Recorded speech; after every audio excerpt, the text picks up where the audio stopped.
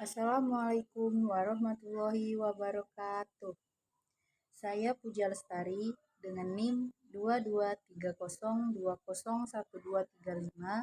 Prodi Pendidikan Guru Madrasah Ibtidaiyah, kelas PGMI 7, Fakultas Ilmu Tarbiyah dan Keguruan, Universitas Islam Negeri Raden Fatah, Palembang. Tujuan dibuatnya video ini untuk memenuhi tugas mata kuliah Bahasa Indonesia dengan dosen pengampu yang terhormat Ibu Nurlaili MPDI. Baiklah, langsung saja saya mulai video pembelajaran kali ini dengan materi yang akan dibahas tentang penulisan akronim, singkatan, dan angka bilangan sesuai PUEBI atau Pedoman Umum Ejaan Bahasa Indonesia. Saya mengambil topik ini dari buku yang berjudul Pedoman Umum Ejaan Bahasa Indonesia atau PUEBI dan Pedoman Umum Pembentukan Istilah. Di sini ada pengertian akronim. Bisa dilihat, pengertian akronim adalah kependekan yang berupa gabungan huruf atau suku kata atau bagian lain yang ditulis dan dilafalkan sebagai kata yang wajar. Nah, sedangkan pengertian dari singkatan adalah hasil dari pemendekan yang berupa huruf atau gabungan huruf yang dieja maupun tidak dieja. Itu adalah pengertian dari singkatan. Nah, kemudian yang ketiga ada angka bilangan. Sebenarnya ini adalah dua kata, yaitu angka dan bilangan. Pengertian dari angka adalah simbol digit atau beberapa digit yang digunakan untuk melambangkan suatu nilai bilangan. Sedangkan pengertian dari bilangan adalah simbol atau lambang yang digunakan untuk melakukan perhitungan. Nah, selanjutnya kita akan membahas tentang jenis-jenis akronim. Yang pertama itu akronim nama diri yang terdiri atas huruf awal setiap kata ditulis dengan huruf kapital tanpa tanda titik. Contohnya ada BIK, BIN, PASI, dan lain-lain.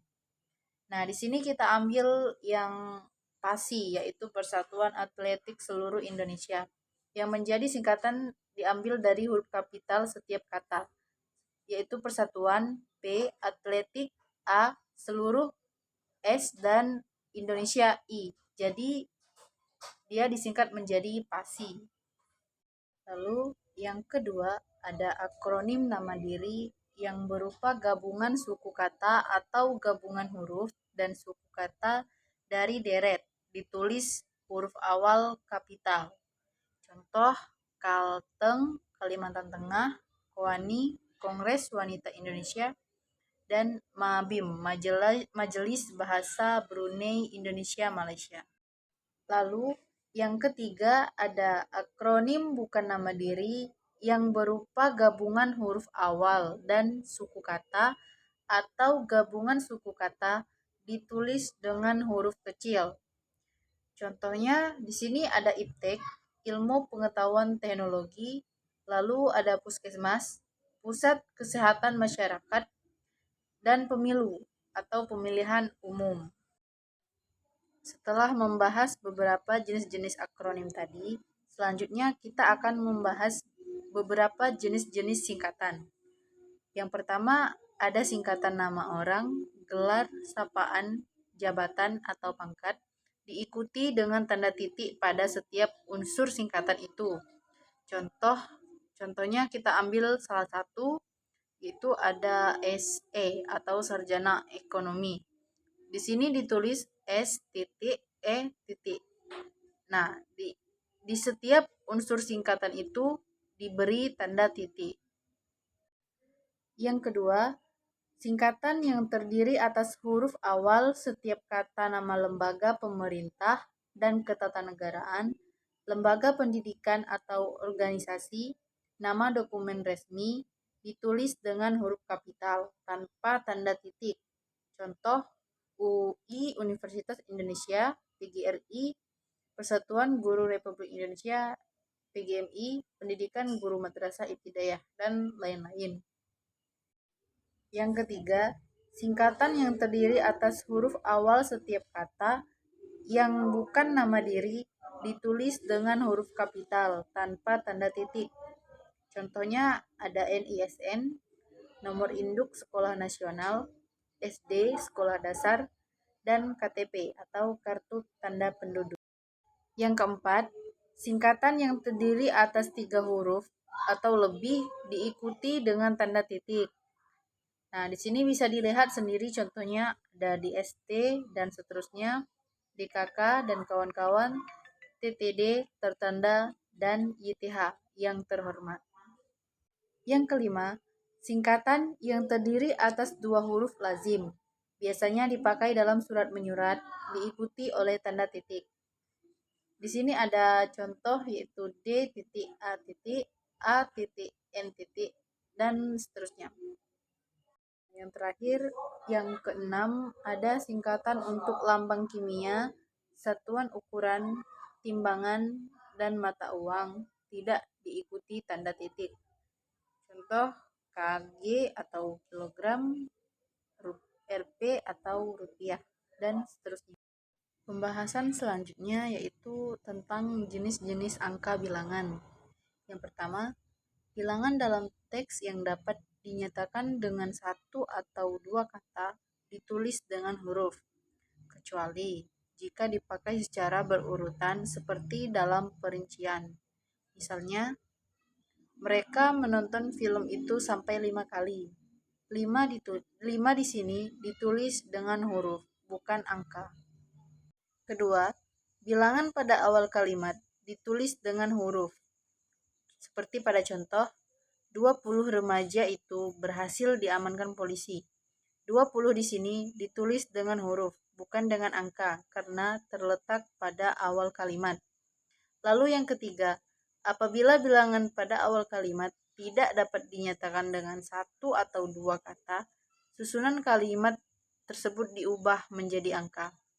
Seperti contoh, mereka bisa merekrut 200 anggota untuk bisa bergabung. 200 di sini ditulis dengan angka, bukan huruf. 4. Angka yang menunjukkan bilangan besar dapat ditulis sebagian dengan huruf, supaya lebih mudah dibaca. Seperti pada contoh, penghasilan para pengusaha itu 300 triliun per bulan. Di sini, 300 triliun menunjukkan angka yang cukup besar.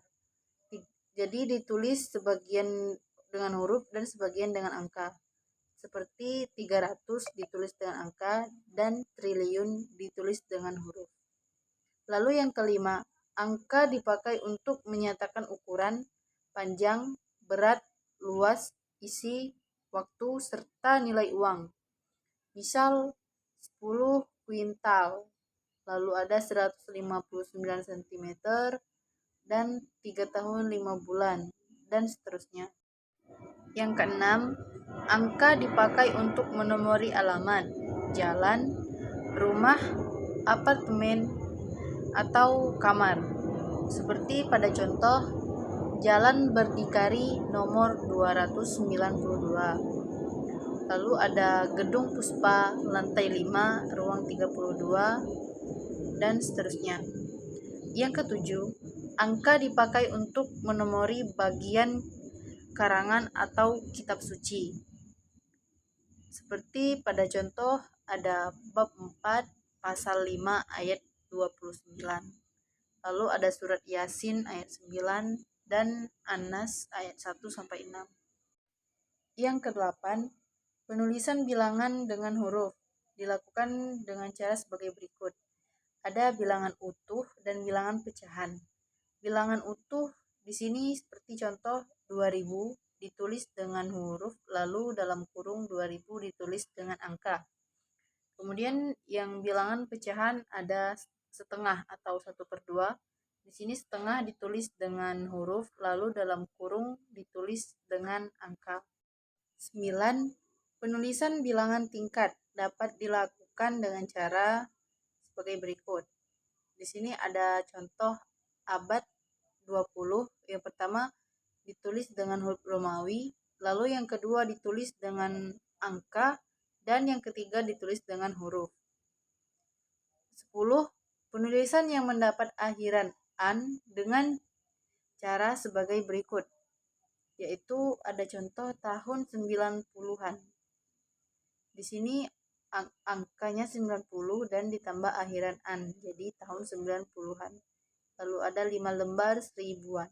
1000 ditulis dengan angka dan diberi akhiran an, jadi seribuan. Yang ke-11, penulisan bilangan dengan angka dan huruf sekaligus dilakukan dalam peraturan perundang-undangan, akta, dan kwitansi. Kita ambil salah satu contoh di sini, yaitu telah diterima uang senilai 2.300.000 untuk pembayaran 1 unit kulkas. Ini dipakai untuk kwitansi. Nah, jadi di sini yang menjadi angka itu 2.300.000, lalu dalam kurung ditulis dengan huruf. 12. Penulisan bilangan yang dilambangkan dengan angka dan huruf dilakukan sebagai berikut. Di sini ada contoh, bukti pembelian barang seharga 5 juta harus dilampirkan pada laporan pertanggungjawaban. 5 juta di sini yang pertama ditulis dengan angka, lalu dalam kurung ditulis dengan huruf. Kemudian yang ke-13, bilangan yang digunakan sebagai unsur geografi ditulis dengan huruf.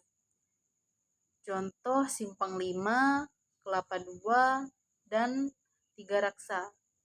Simpang 5, di sini 5-nya ditulis sebagai huruf, bukan angka. Nah, mungkin itu saja penyampaian materi dari saya mengenai penulisan akronim, singkatan, dan angka bilangan sesuai PUEBI atau Pedoman Umum Ejaan Bahasa Indonesia. Semoga apa yang saya sampaikan tadi bisa membawa berkah bagi kita semua. Saya mohon maaf apabila ada kesalahan dalam video ini. Kepada Allah saya mohon ampun. Saya akhiri, wabillahi taufiq wal hidayah. Wassalamualaikum warahmatullahi wabarakatuh.